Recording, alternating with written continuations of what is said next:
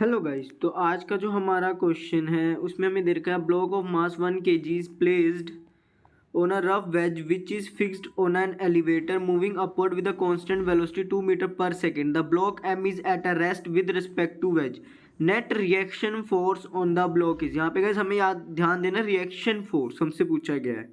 तो guys हमें पता है कि इस ब्लॉक पे दो ही रिएक्शन फोर्स लग रही होंगी। एक तो गाइस है नॉर्मल और दूसरा फ्रिक्शनल फोर्स है जो कि अपोज कर रही होगी जो ग्रेविटेशनल फोर्स है। ग्रेविटी है ना, इस ब्लॉक को नीचे खींचना चाह रही है, इस वाली फोर्स को अपोज करेगी। और गाइस आपको पता है नॉर्मल रिएक्शन भी हमारी रिएक्शनल फोर्स ही होगा, क्योंकि आप बता सकते हैं इस डायग्राम को देख के कि जो एम ब्लॉक होगा वो वेज पे कितनी फोर्स लगा रहा होगा, एम जी कोस थीटा।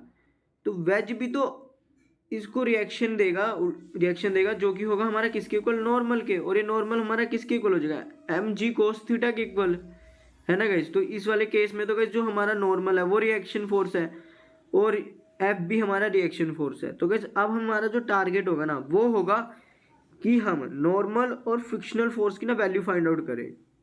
तो गाइस हमें ना क्वेश्चन में सब दे रखा है। और गाइस हमें एक और बात याद रखनी है कि जो ये एलिवेटर है ये कांस्टेंट स्पीड से मूव कर रहा है ना गाइस। हमें क्वेश्चन में दे रखा है कि कांस्टेंट वेलोसिटी से मूव कर रहा है। तो गाइस इसका मतलब हो जाएगा कि इसमें जो हमारा जी होगा ना वो कांस्टेंट रहेगा, वो चेंज नहीं होगा। क्योंकि अगर गाइस ये एलिवेटर एक्सीलरेशन से मूव करता ना तब तो हमें जी में ना ए ऐड करना पड़ जाता, तब हमारा जो जी होता है वो कुछ और होता। लेकिन यहाँ पे एलिवेटर कांस्टेंट वेलोसिटी से मूव कर रहा है, इसलिए जो हमारा जी है वो कांस्टेंट ही रहेगा। ठीक है, तो अब गाइस हम एन और एफ को फाइंड आउट करेंगे। तो गाइस सबसे पहले हम क्या फाइंड आउट करेंगे, सबसे पहले हम नॉर्मल रिएक्शन फाइंड आउट करेंगे। ठीक है, और हमारा नॉर्मल रिएक्शन किसके इक्वल होगा, एम जी कोस थीटा के इक्वल। जो गाइस मैंने यहाँ पे ये फ्री बॉडी डायग्राम मैंने इसमें सब दिखा दिया है। और गाइस अगर आपको ये नहीं समझ में आ रहा ना कि एम जी कोस थीटा ये क्यों आ रहा है, इधर एम जी साइन थीटा क्यों नहीं आया, तो आप मुझे कमेंट बॉक्स में बताइएगा, मैं आपको इस पर वीडियो बना के दे दूंगा। तो गाइस जो हमारा एन है वो एम जी कोस थीटा के इक्वल होगा। और हमें पता है हमारे ब्लॉक का मास 1 है, जी हमें 10 लेना है, थीटा की जगह हम 30 पुट कर देंगे क्योंकि जो हमें क्वेश्चन में दे रखा है। तो आपको पता है कि जो कोस 30 डिग्री होता है वो होता है 3/2, और 10 जब 2 से डिवाइड होगा तो हमारा आएगा 5। तो यहाँ से जो नॉर्मल रिएक्शन आएगा वो आएगा 5√3 न्यूटन।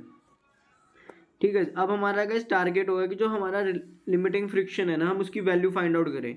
तो हम जानते हैं कि जो लिमिटिंग फ्रिक्शन होगा, और हम जानते हैं कि जो लिमिटिंग फ्रिक्शन होता है वो स्टैटिक फ्रिक्शन की जो मैक्सिमम वैल्यू होती है उसे ही हम लिमिटिंग फ्रिक्शन कहते हैं।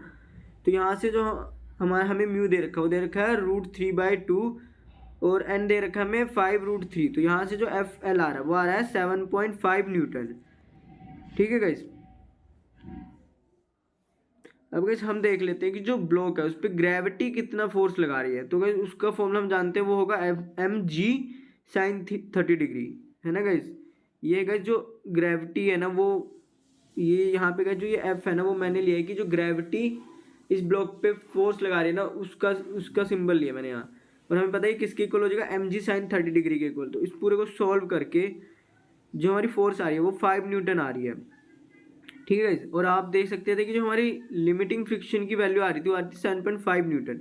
यानी कि गैस अब हमें यहाँ से पता लग गया कि जो ब्लॉक है वो with respect to wedge rest पे रहेगा, और हमें क्वेश्चन में दे भी रखा था। और हमें पता अब यहाँ से हमें ये भी पता लग गया ना कि जो फ्रिक्शनल फोर्स होगी वो ब्लॉक पे लग रही होगी कितनी, 5 न्यूटन। ठीक है गैस, तो हमें यहाँ पे एफ भी पता लग चुका है और हमें यहाँ पे नॉर्मल भी पता लग चुका है। तो हमें नेट निकालना है और हमें पता है कि नॉर्मल और फ्रिक्शन हमारा 90 डिग्री पे था। तो इनका जो नेट रिएक्शन फोर्स आएगा वो कुछ ऐसा आएगा। तो इसको निकालने के लिए हम पाइथागोरस थ्योरम यूज़ करेंगे जो कि हो जाएगा ये F is equal to root में, यहाँ पे गाइज मैंने ये दोनों सेम यूज़ कर लिया है। तो गाइज यहाँ पे ये आप F नेट ले लेना, F नेट। ठीक है, F N is equal to √f² plus n²। F की जगह हम पुट कर देंगे 5 और उसका स्क्वायर कर देंगे, और एन की जगह हम पुट कर देंगे 5√3 और उसका स्क्वायर कर देंगे। तो इस पूरे को सोल्व करके जो हमारा एफ नेट आएगा, यहाँ पे गाइस एन ले लेना, एफ एन वो आएगा 10 न्यूटन। तो गाइस इस हिसाब से ना इस क्वेश्चन के लिए जो सही ऑप्शन है, यहाँ पे गाइस एफ नेट लेना हमने। तो गाइस इस हिसाब से इस क्वेश्चन के लिए जो सही ऑप्शन है वह ऑप्शन नंबर सेकेंड और गाइज अगर आपको कोई डाउट है तो कमेंट सेक्शन में पूछेगा। Thank you guys.